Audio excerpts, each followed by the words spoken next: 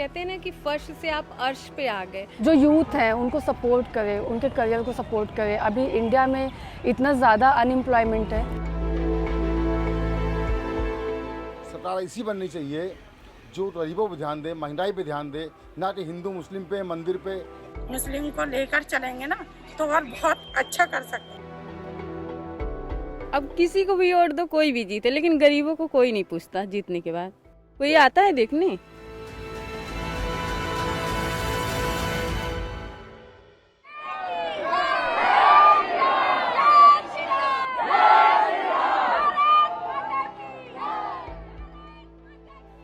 UP India की सबसे बड़ी रियासत है।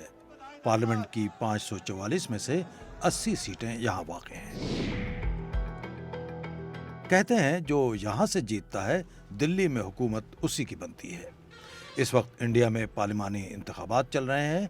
लोगों का रुझान क्या है ये जानने के लिए हमने यूपी का सफर किया। मैंने कहा क्या आज इधर रुकावट है क्या? अभी हमारी सबसे पहली मंजिल अयोध्या थी। अभी 2 महीने पहले यहाँ राम मंदिर का इफ्तिताह हुआ था। तब से रोजाना हजारों लोग पूरे मुल्क से यहाँ मंदिर के दर्शन के लिए आ रहे हैं। राम मंदिर बीजेपी के अहम वादों में था जो उसने पूरा किया है। एक तो पहले अयोध्या का मंदिर हुआ, इसका काम बहुत अच्छा हुआ। हम लोग जब देखे थे तो बहुत लड़ाई झगड़ा सब कुछ देख चुके हैं। उस प्रति से बहुत अच्छा मंदिर बन गया है, जिसके पीछे भाई आदमी इतने लोग खून की नदियाँ बहाई है। लेकिन राम मंदिर से दूर अयोध्या की बेशतर आबादी देही इलाकों में आबाद है। हिंदुओं के साथ साथ यहाँ मुसलमानों की भी खासी आबादी है। गरीब है तो परेशानी तो रहेगी। अब किसी को भी वोट दो, कोई भी जीते, लेकिन गरीबों को कोई नहीं पूछता जीतने के बाद। कोई आता है देखने? नरेंद्र मोदी ने महंगाई बेरोजगारी का रिकॉर्ड तोड़ दिया है। वो सिर्फ पैसे वालों को देखते हैं जैसे कि, और गरीबों के लिए कुछ नहीं कर रहे हैं। अयोध्या और उसके आसपास के अजला का शुमार इंडिया के उन इलाकों में होता है जो तरक्की और इंडस्ट्रियलाइजेशन में बहुत पीछे हैं। यहाँ के बेशतर लोग ज़राई मजदूर और छोटे किसान हैं। कुछ लोग छोटा मोटा काम करते हैं। यहाँ के नौजवान पढ़ लिख कर रोज़ी की तलाश में बड़ी तादाद में गुजरात, महाराष्ट्र और दिल्ली जैसी रियासतों का रुख करते हैं।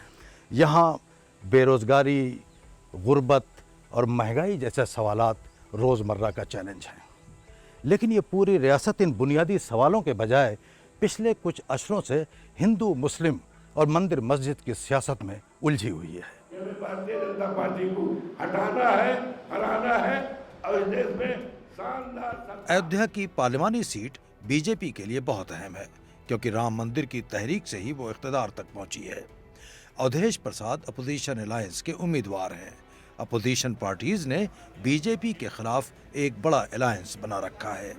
अपोजिशन का ख्याल है कि लोग धर्म के नाम पर नहीं, जिंदगी के बुनियादी मसाइल पर अपने वोट का फैसला करेंगे। हमारे देश में करोड़ों करोड़ों पढ़े लिखे नौजवान हैं, उनके हाथ में कोई काम नहीं है, बेरोजगारी का संकट है।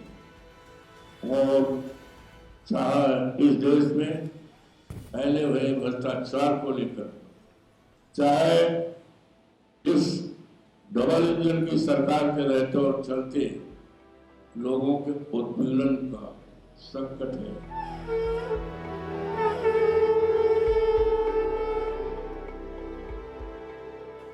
अयोध्या से तकरीबन 200 किलोमीटर मशरिक में बनारस शहर है। हमने अयोध्या से बनारस का रुख किया। वजीर आजम नरेंद्र मोदी इस हलके से तीसरी बार इंतखाब लड़ रहे हैं। मोदी की क़यादत में यूपी में बीजेपी अपने उरूज पर पहुंची हुई है। रियासत में भी बीजेपी की हुकूमत है। बनारस या वाराणसी इंडिया का एक कदीम शहर है। शुमाली इंडिया में ये हिंदू धर्म का सबसे अहम मुकाम है। दरिया गंगा के घाट के किनारे हिंदू देवी देवताओं की इस पूजा को देखने के लिए लाखों लोग पूरे मुल्क से यहाँ आते हैं। हिंदू धर्म और हिस्ट्री के एतबार से ही नहीं, सियासत के एतबार से भी बनारस उत्तर प्रदेश का एक अहम शहर है। यहाँ पर मशहूर बनारस हिंदू यूनिवर्सिटी वाक़ है जिसने बड़े बड़े दानिश्वर और रहनुमा पैदा किए। यहाँ से रियासत के बड़े रहनुमा इलेक्शंस लड़ते आए हैं। लेकिन जब से प्राइम मिनिस्टर नरेंद्र मोदी ने पार्लियामेंट के लिए यहाँ से इलेक्शन लड़ना शुरू किया, बनारस की अहमियत और भी बढ़ गई है। यहाँ से मुंतखब होने के बाद मोदी ने एमपी के तौर पर न सिर्फ मंदिरों और घाट के रास्तों को बेहतर किया है, बल्कि शहर में नई नई सड़कें, कई सरकारी इमारतें, स्टेडियम और दूसरे ढांचे तामीर किए। बहुत से शहरी इससे खुश हैं। सबके लिए उन्होंने बराबर किया है, बट वुमेंस के लिए तो जितना उन्होंने किया उतना अभी तक किसी ने नहीं किया था। इस वजह से मोदी जी का आना पक्का है। दुख इस बात की है कि हमारे क्षेत्र में बहुत लोगों का मतलब हमारे फैमिली को हटा दिया गया है, उन लोगों का दुकान हटा दिया गया है, उन लोग बेरोजगार हो गए। लेकिन फिर भी खुशी इस बात की है कि हमारे देश की तरक्की उन्नति हो रही है। मोदी है तो मुमकिन है। आप कहते हैं ना कि फर्श से आप अर्श पे आ गए, तो वो वाली स्थिति है काशी की अभी। लेकिन बाज ऐसे भी हैं जो मोदी से खुश नहीं हैं। जब चुनाव आता है तब मोदी जी कुछ नया चीज़ लेकर के आते हैं, लेकिन इनका हर चीज़ धरातल पे कोई चीज़ उतरा नहीं आज तक देखा गया है। जन धन योजना ले लीजिए, चाहे उज्ज्वल योजना ले लीजिए, चाहे राशन वाला योजना ले लीजिए। राशन तो इतने गंदे राशन मिलते हैं, क्या बताया जाए। उसमें भी 5 किलो राशन देते तो उसमें 3 किलो राशन मिलता है, 2 किलो दुकानदार ले लेते हैं। मदरसों पे लेकर के, एनआरसी को लेकर के, सीएओ को लेकर के और मस्जिदों को लेकर के, नमाज को लेकर के थोड़ा रोष तो रहता ही है। बाकी अगर आप काम को देखेंगे तो मुसलमान भी, हर आदमी भी काम हुआ है, दिख रहा है, हो रहा काम हुआ। सैकड़ों सालों के इंतजार के बाद अयोध्या में एक भव्य राम मंदिर का निर्माण हुआ है। बीजेपी के मुकामी रहनुमा एतमाद से भरे हुए हैं। उन्हें यकीन है कि मोदी तीसरी बार भी वजीर आजम बनेंगे।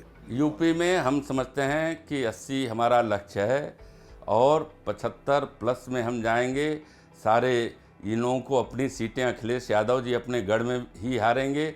आज पूरे पूर्वांचल में तो कहीं अखिलेश यादव और राहुल गांधी का कहीं नामो निशान नहीं है। ये देश किस दिशा में जा रहा है? इस देश के नेता कितने निकम्मे बन गए हैं कि जब आपके सामने आते हैं 10 सालों के राज के बाद आपको एक चीज नहीं गिनाते जो इन्होंने आपके लिए की, आपको सिर्फ धर्म की बात बताते हैं। अजय राय कांग्रेस के रियासती सदर हैं। वो नरेंद्र मोदी के खिलाफ बनारस में मुत्तहिदा अपोजिशन के उम्मीदवार हैं। उनका कहना है कि मोदी हुकूमत मजहब के नाम पर सियासत करती रही है। आप देखिए कोई भी सीट, हर सीट मजबूती से लड़ी गई है, जीत रही है सीट हमारी। अलायंस एक दूसरे के साथ, और नेचुरल अलायंस है, नेचुरल लोग उसके साथ जुड़े हैं। हर व्यक्ति महंगाई से परेशान है, हर आदमी बेरोजगारी से परेशान है, हर आदमी आज इनके गुंडागर्दी से परेशान है, हर आदमी इनके बुलडोजर से परेशान है, हर आदमी मोदी के झूठे बातों से, झूठे वादों से परेशान है। यूपी के इस खित्ते में इलेक्शंस बाद के मरहलों में हो रहे हैं। इंतखाबी मुहिम रफ्ता रफ्ता जोर पकड़ रही है। पिछली बार बीजेपी और उसके इत्तेहाद ने यहाँ 80 में से 64 सीटें जीती थीं। बीजेपी और अपोजिशन दोनों की सरगर्मियों का मरकज लखनऊ है। ये लखनऊ शहर है, यूपी का कैपिटल सिटी। ये कभी अपनी तहजीब के लिए बहुत मशहूर हुआ करता था। ये अब भी एक मिली जुली तहजीब का शहर है। यहाँ से अटल बिहारी वाजपेयी कई बार इंतखाब जीत चुके हैं और अब बीजेपी के रहनुमा और डिफेंस मिनिस्टर राजनाथ सिंह यहाँ से इंतखाब लड़ रहे हैं। यहाँ अहम बात यह है कि शहर के लोग, जो ख़ासतौर से जो हिंदू बरादरी है, उनके साथ साथ बहुत से मुस्लिम भी बीजेपी को वोट देते आए हैं। इस बार तो मैं बीजेपी को देता चला आ रहा हूँ, उन्हीं को दूंगा मैं।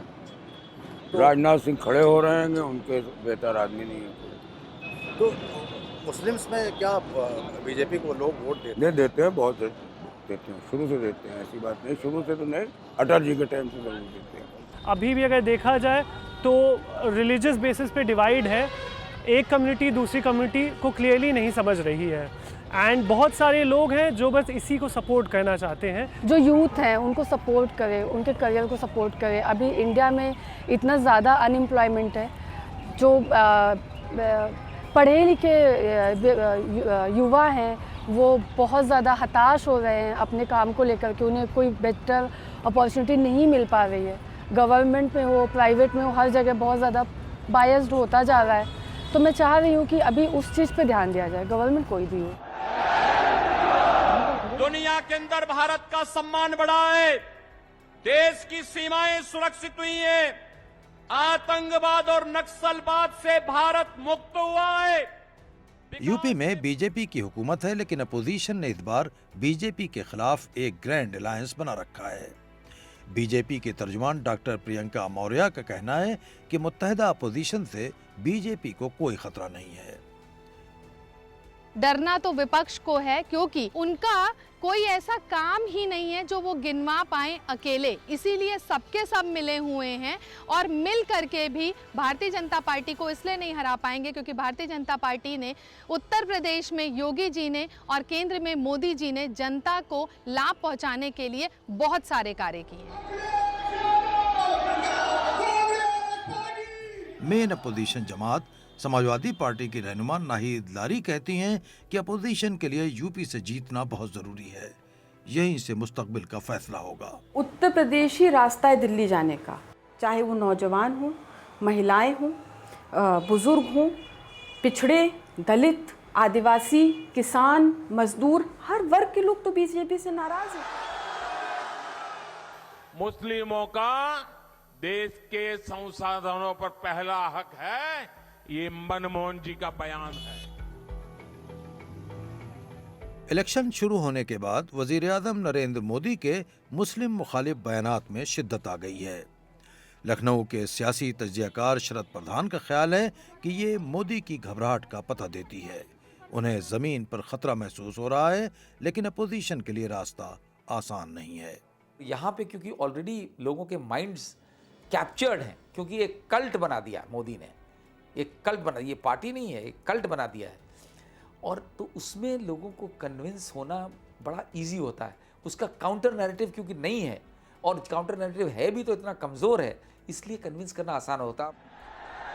इलेक्शन का नतीजा तो 4 जून को आएगा, लेकिन पार्लिमानी इलेक्शन अब दिलचस्प मरहले में दाखिल हो गया है। पार्लियामेंट की 80 सीटों के साथ इलेक्शन के एतबार से यूपी सबसे अहम रियासत है। बीजेपी ने पिछली बार यहाँ से सबसे ज़्यादा सीटें हासिल की थी, और गवर्नमेंट में वापस आने के लिए इस बार भी उसे यहाँ ज़्यादा से ज़्यादा सीटें हासिल करनी होंगी, क्योंकि जो यूपी में जीतता है दिल्ली में हुकूमत उसी की बनती है।